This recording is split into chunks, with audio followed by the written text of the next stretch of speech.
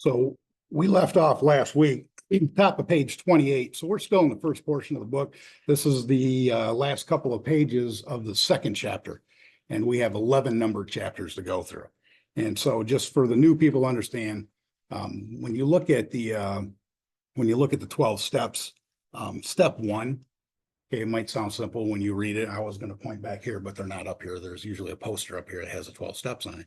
And that goes back to, like I say, if you ever read those steps, you'll find them on page 59 and 60. You read the numbered steps. Ask yourself when you read them, is there any directions? What is it to, we admitted we were powerless over alcohol and our lives had become unmanageable. What does that really mean? What does it mean that I'm powerless? I mean, I could use my own definition of what I think it means, but what does that mean? And what defines somebody's life as being unmanageable versus somebody who's an alcoholic? And how does that all fit together? It'd be easy to say, well, I'm an alcoholic. Let's move on from step one. I see that happen all the time. And that's not the case. The purpose of step one is so that you can thoroughly, one, understand what Alcoholics Anonymous defines an alcoholic to be, because they do that. They do that. And they use the doctor's opinion as a basis for the whole thing, which is in the very beginning. And then the first 3 chapters give us all the information that we need to know about what an alcoholic is. And why do they give us all that information? So that when you get done with those first 3 chapters, you can then look back and ask yourself the question, because we admitted we were powerless over alcohol and our lives have become unmanageable. That is basically a kind of like a cliff note of what step one is. Because we said directions are in here. On page 30, the directions for step one says that we learned that we had to fully concede to our innermost selves that we're alcoholic. Well, that sounds very different than that number 1 step. We learned that we had to fully concede to our innermost selves we're alcoholic. Those first 3 chapters is to teach you what an alcoholic is according to Alcoholics Anonymous, so that then you can answer with certainty whether you are one or not. And the importance of that is if you get past that point, or somebody says, yeah, I'm done with step 1. Okay. You're done with step 1. Are you an alcoholic? You say, yes.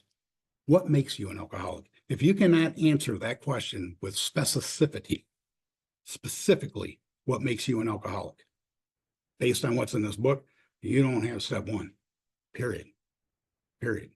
Because understanding what it is to be an alcoholic, if you truly understand and read this, it boils down to one word. We talk about this a lot, and it's brought up in here a lot. And that is, it is a seemingly hopeless state of mind and body. What's wrong with my mind? What's wrong with my body? What is different in my mind and body than a normal person? If you don't know that, then you don't know you're hopeless. And if you don't know you're hopeless, then your chances are you're not going to do the rest of the stuff. You're not going to carry on this way of living unless you know you're hopeless. So that's the importance of this.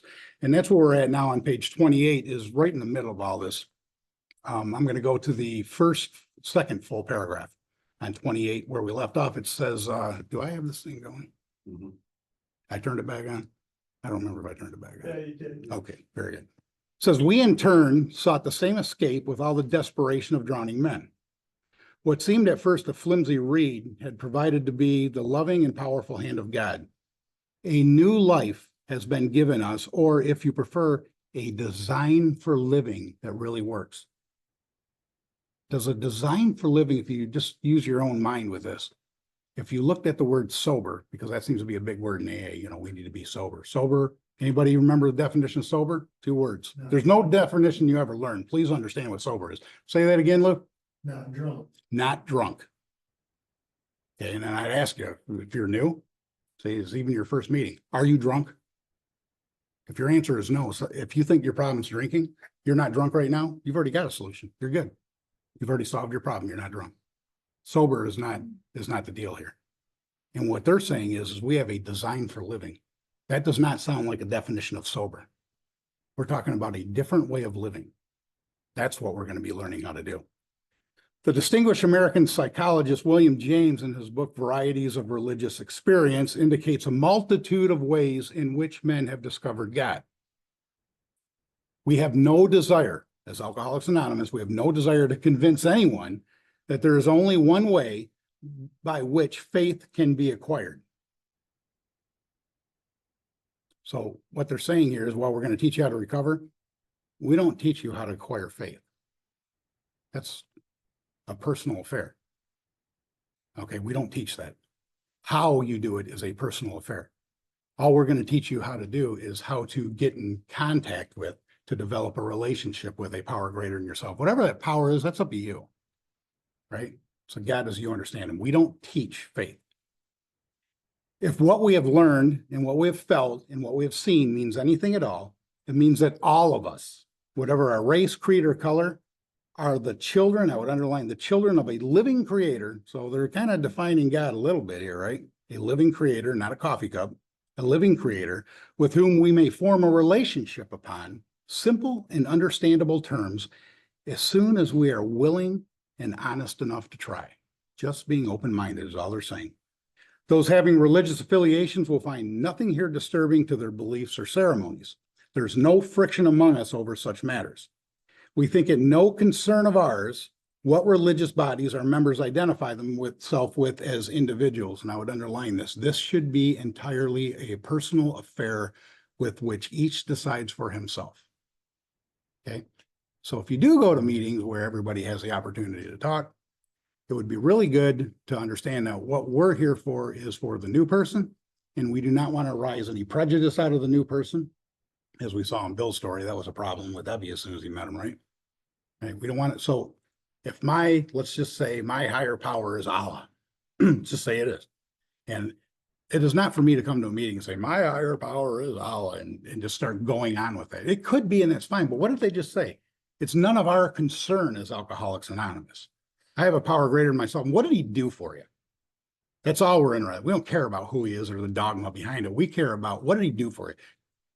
Did your conception of God, did your relationship with God, whatever that God is, allow you to recover from alcoholism? That's all we're interested in. What did he do? Because if he's not accomplishing that, then you're missing something. But that's it. We don't have to get into who or what it is. So he decides it for himself in the light of his past associations or his present choice. Not all of us join bodies, religious bodies, but most of us favor such memberships. But again, personal affair. In the following chapter, so they're going to give us a preview of coming attractions of what we're going to find after chapter 2. In the next chapters, there appears to be an explanation of alcoholism. Well, that would be chapter 3, which is entitled More About Alcoholism, that we're going to get into. There we're going to find an explanation about alcoholism as we understand it. Then after that, what are we going to find? A chapter addressed to the agnostic. Okay. When we get there, we'll discuss the difference between like a believer, an agnostic, or an atheist, because they get into all that. Many who once were in this class are now among our members. Surprisingly enough, we find such convictions no great obstacle to having a spiritual experience. What are you talking about, a spiritual experience?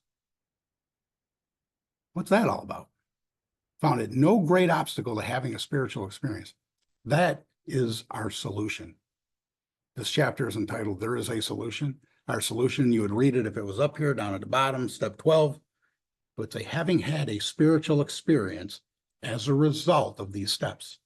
You work these steps, you'll have a spiritual experience or a spiritual awakening. They mean exactly the same thing. And when you have that, guess what happens? You have recovered. So that's what we're talking about, is having the spiritual experience. I would underline this. Further on meaning after chapter 4, further on, we're going to get clear-cut directions, not suggestions.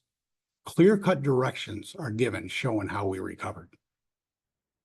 Precisely how they recovered. Clear-cut directions. Do we get it? How many ways does AA say there is to recover? I think they're making that pretty clear, that there's one clear-cut, precise set of actions. That's why we don't want opinions. There's one way. It's not up for debate. Not with Alcoholics Anonymous.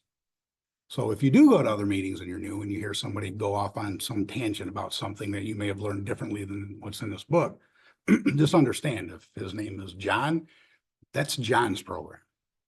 That's not the Alcoholics Anonymous program. If it's not what's in this book, that is an opinion and it's based on somebody else's experience. And if you want to use John's program of recovery, by all means, go ahead.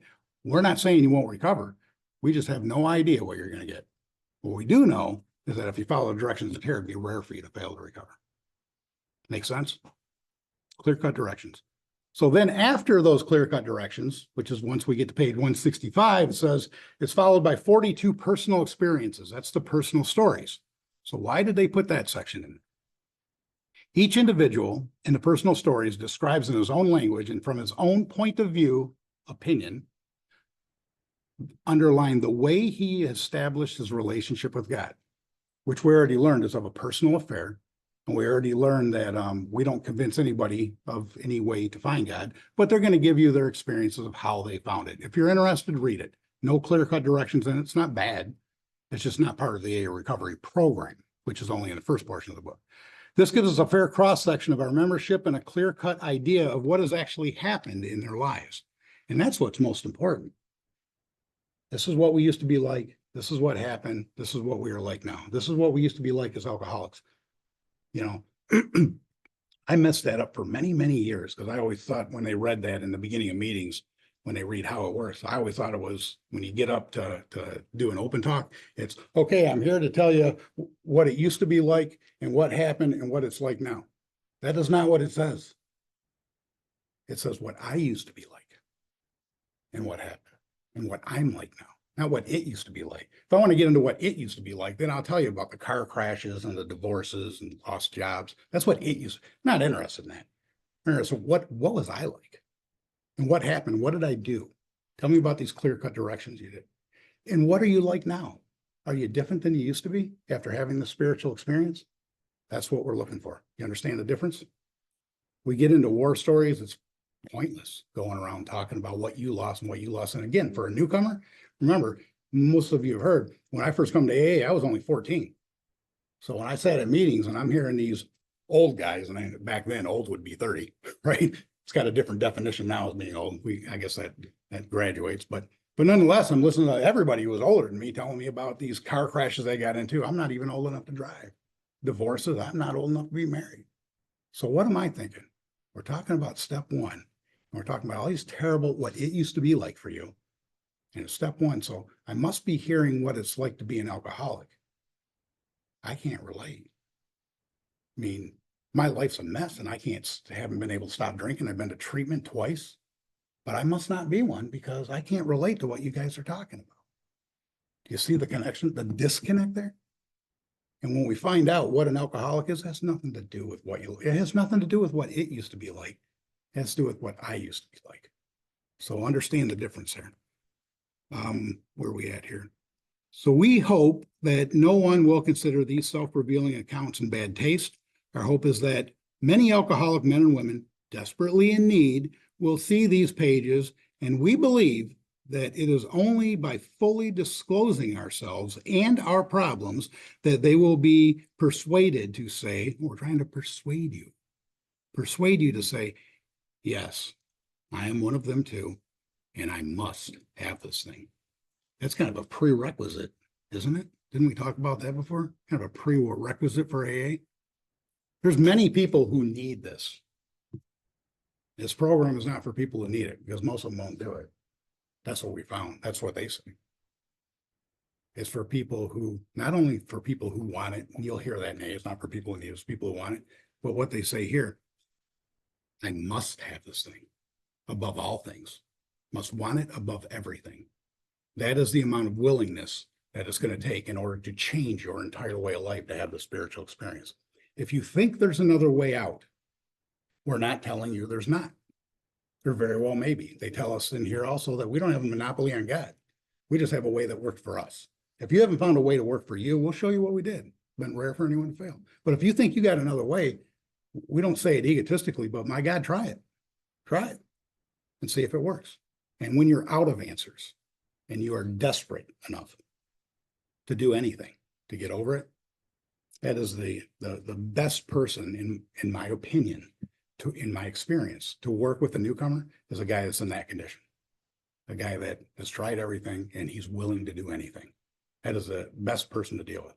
Also, the best person to deal with, the easiest to get through this, is one who has no experience with AA because they've already learned something completely different than what we're learning here and we're trying to reteach it. And that's a very difficult thing to do sometimes. And we've seen that with people even in this group, when this group wasn't doing what we're doing now. A lot of them, hair on the back and the neck stands up and we're done and we're out of here and we got attitude and this is an AA and I don't want anything to do with it. And it's fine.